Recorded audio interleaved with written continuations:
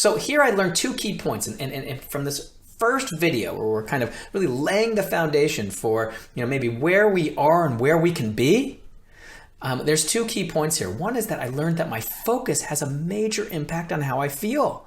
And all throughout the day, my brain is focusing on different things. And in the 20 years that I've been working with people, both as a psychologist and a mindfulness teacher, I've seen focus go all over the place. I'll give you an example from my own life.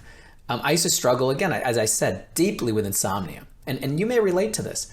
With insomnia, what's happening is you're immediately, upon even the idea that you're going to bed, your brain is immediately thinking of the worst case scenario, how awful it's going to be, the struggle it's going to be at night.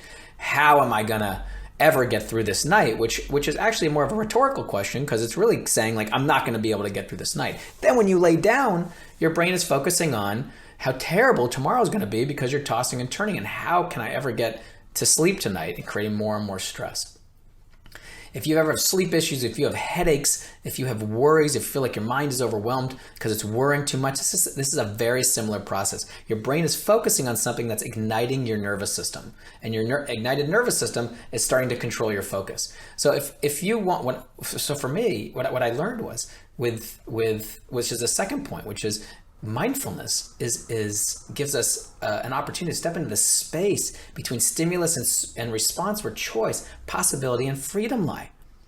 So if you ever wanted to kind of lose weight or feel energized or create more peace of mind, what I found that mindfulness is the grounding where we get to choose where we want to focus.